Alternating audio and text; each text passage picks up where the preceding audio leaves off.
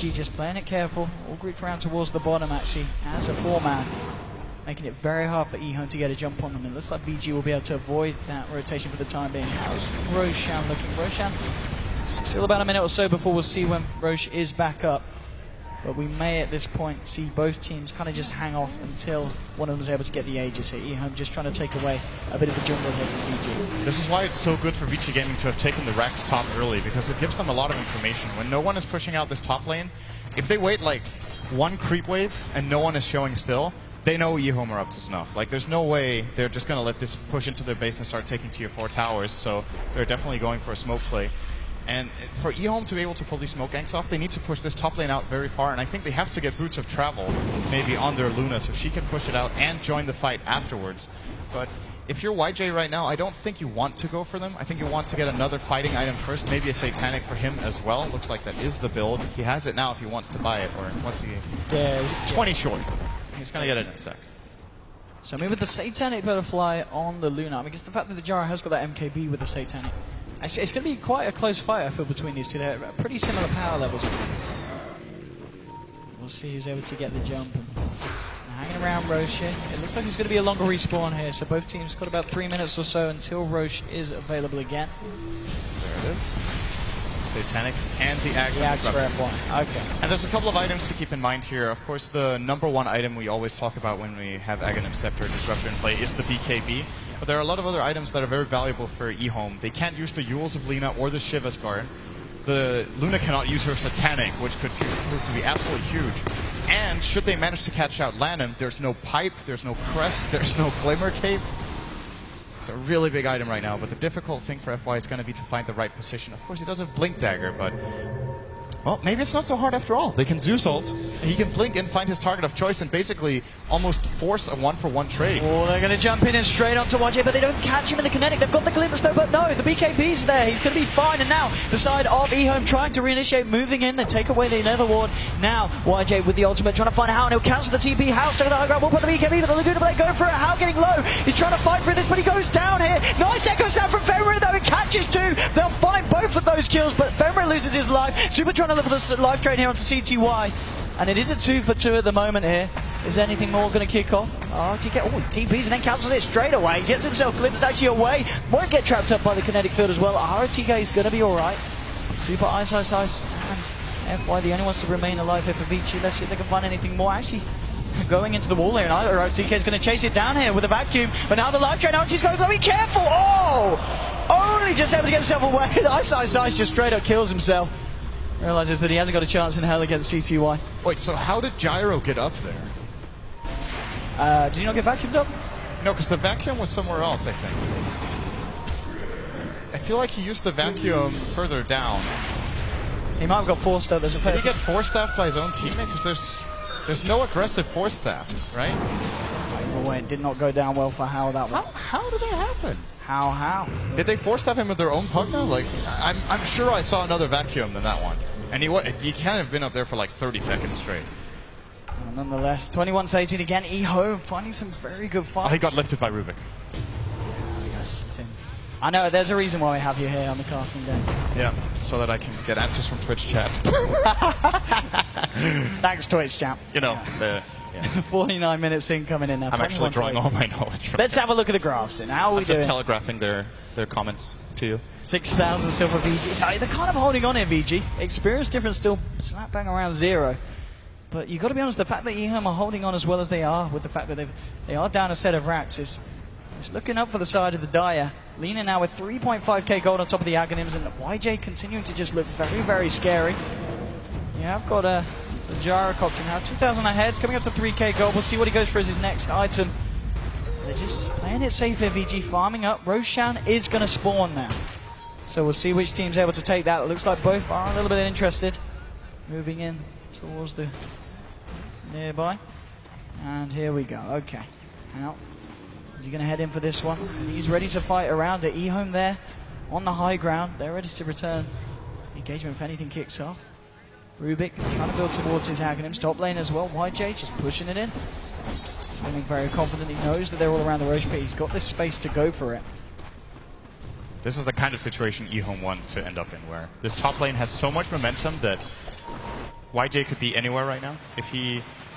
Once again, we might consider Boots of Travel as the next item for the Luna here. That is going to be the choice if he wants to. Because if he completes his inventory first, these split push plays are not an option anymore, and that's a really big problem. So I think he kind of has to go for Boots of Travel before he gets his 6th item.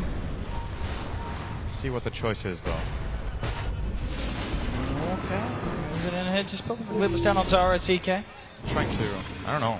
That can't really have baited out of EKB. There's no way he's going to fall for that one. Lanham's there as well. Lanham, of course, with the song available, but Vici still not quite ready to move in. Now they're going to head down towards the river, but they just, both teams being very, very scared of each other here. No one really wanting to make the first jump, no one wanting to make the commit.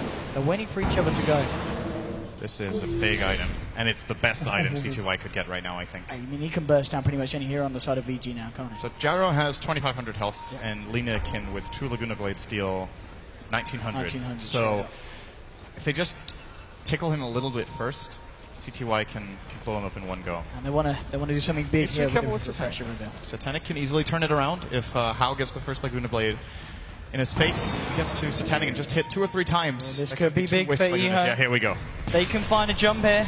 They do have the Thunder Ghost for MVG. If they pop it, this would be a great time to do so, but they're not going to go. So, and here we go. Again, pop it now. And oh, they actually get down the Static Storm here. This might disrupt the Eho's fight. But YG gets on the BKB looking for Hao. Trying to chase down Hao. Hao gets to the catch up. He's going to be okay for the time being. They've already lost the Rubik here on the side of Eho. Now Lanham comes out with the song, trying to set something up. They want to get rid of this Nether Ward. RTK moving him with the punches. YJ's going to help him out as well. They'll get rid of the Nether Ward. The wall's been dropped. But Fenrir now with the Echo Slam onto YJ. And now the refresh from Eyesight. The second ult comes out. 2 of them dead. Lanham's trying to TP himself out, but he's going to get glimpsed. Oh, Hao's moving in onto RTK and find the Darks here. They'll also get the Naga Siren. Triple kill for Eyesight. That refresher ult setting him up perfectly.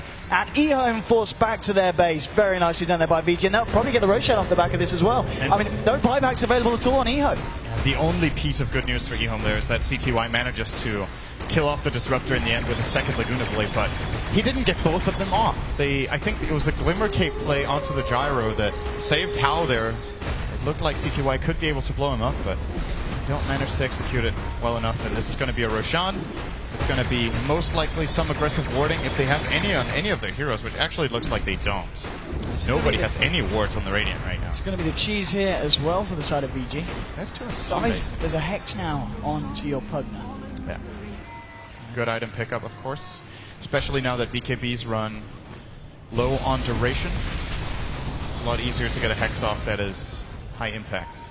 VG, let's see if they're ready to try and go for the base push again. We saw them do it about 20 minutes ago, and after that ended badly. They haven't really been back here, but now with the Aegis of Cheese, maybe VG, Hao and the gang are ready to go for it. And here we go. DDC though again with the initiation. Can they change stun it? No, Hao's going to be okay here for the timing. Glimmer Cape's up. Now with the net thrown down, can they change stun it up? Hao bringing him low here. Fortification will come out for the side of Ehome. Eyesight blinking forward though. Spamming out the Arc Lightning and the Lightning Bolt, just keeping Ehome back, and they'll find the tier 3 now. So there's no tier 3s remaining for the side of Ehome. Just their last 2 sets of exposed racks. And VG maybe ready to move in for more. Fenrir, the one holding the cheese here, has got the Echo Slam. Hasn't got the Echo Slam, but it doesn't matter. FY setting this up onto YJ. It's been hexed up as well, but Lanham with the song is trying to stop this and may even want to turn this one around, but the Thunder God's Wrath coming out. Ehome on the retreat. They just can't fire into this one. They'll get rid of the missile, but the VG will just move in, start to hit away at the racks. DDC again with the telekinesis, but oh, the vacuum wall catching 3 BKBs being popped by Howard Super life draining the Darks here. RTK won't go down, will be able to get himself out. Pipes being popped by Ehome. They just can't really dent the armor of VG Gaming, even with a lovely vacuum wall. Now look at the stun onto Hao.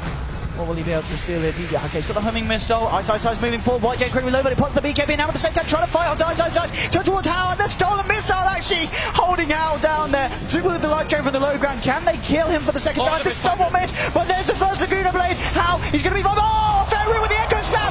Oh, he has the Vigil to 2. TTY is getting low calibrated now. Yes, they'll find the leader. They might just lose FI. No, the Glimmer Cape. He's going to be alright here. Hao gets himself a double kill. Fenrir moving it on to YJ. They get it with the life draining GG. Finally, VG break the gate, and they break down Ehome. They win game 1. That was so extremely close to being another hold from Ehome. What a game of just calculations, just both teams playing it careful. We saw VG go for the base push 2 times. It was unsuccessful. They held themselves back. Ehome came out. They looked for an engagement. It wasn't a good one. And then Vici, after the roast, they felt that they could go for another try at the base, and this time it was successful. This is very, very high quality play. Like, everyone in this game really did their job. So many, like, very small details that add up during these fights and make a really big difference. I think especially the support play from both teams was absolutely top tier. And Vici Gaming, good for them. They got an advantage early, because judging from how close those fights were later on into the game, they might not have been able to do this if they didn't get the early racks, but they do get game 1. Absolutely, and I'm looking forward to see what comes out game 2. I'm sure we'll see some different play styles coming out. But for now, over to the analysts to hear what they've got to say about game 1 between Vici and eHome. Very much ODPixel there down on the arena floor, and welcome back to the analyst desk. We have it's a fairly regular desk right now. Actually, we're back with the Malinis, and I don't know quite know what we're going to call you guys yet, because it's kind of weird. We've been an S and a W, Sweden and Seb. It's Team S still. The better players. Oh, shots fired over there. Shots fired over there. What do we make of this? What do we make of this opening game, Malini? It's kind of interesting that we actually see someone try and draft against the Darkseer and the Lina. That mostly teams have just been trying to take one and giving away the other. But in this game, we see the Disruptor to try and mess with him in the lane and make sure that he doesn't have a good start at all, and then the Pugna to just destroy them when they try and combo. So I thought it was pretty cool, but eHome actually seemed pretty prepared for it and itemized against it with the BKBs. Yeah, Pugna was I think it was the last pick, wasn't it? It was, yeah. It was also working really well for them. It did so much in that game, but another hero that did a lot for them was Ice on the Zeus. He got the first blood, and in general, he was just doing wonders. I talked to Matt, and it was like, how is he so farmed? It's really rare to see someone that fat on Zeus. Yeah, what do you make of it, Winter? I think the story of this game is quite interesting. If you look at both of their lineups during the early phases, I think eHome's lineup is a little weaker during the early phases against what the Radiant have, because they have more burst damage, they have more with the Zeus and the Pugna. But there are certain situations that they were forced to take a fight without BKB. They were forcing the fight, so they were losing at the start. And then it came to a midpoint of the game where eHome had their BKBs. So that's the point of when they are stronger. And they started to win back some team fights. They got Roshan. And then it went towards the late game where the window went back towards the spellcasting team, because the BKBs are going down to 5 seconds. So it's a very interesting shift in the momentum during the game because of the BKBs. Yeah, I mean, it seemed relatively even up to about 25, 26 minutes, which is about when you said, it started to change for eHome. And then they kind of lost their way a little bit, and VG sort of showed a bit of class, came back into it again. Why do you think it went away from eHome that way from the mid-game? I think it's just like what I mentioned, the power spike of when your BKB goes down to 5 seconds, and you kind of want to get a refresher, but you don't have time for that, and you get forced to defend your base, and you just have to take the fight without having enough items, and you have only 5 second BKB. You get kited around, and the spell is going to kill you after your BKB runs out. Except they were sort of feeling each other out a lot, even though they know each other well and they've played a lot together and against each other in the past. But they seem to be sort of standoffish a little bit, almost classic old-school Chinese farming and, just waiting for the right moment. I mean, I think we waited something like 20 minutes towards the end before they actually decided they were going to fight. I felt like the fact that ROTK had such a bad game on Darkseer, not like his performance, just the fact that he got a tough laning phase and he was really poor in that game, it was a big problem for eHome. They just couldn't get the fights they wanted to get.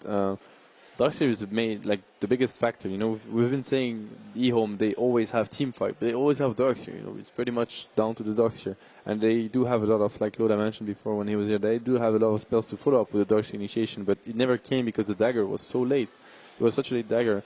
Maybe he should have went mech dagger instead of going for the Greaves. I felt like they needed someone to actually go in, because you don't fight Zeus, Pugna. You got to open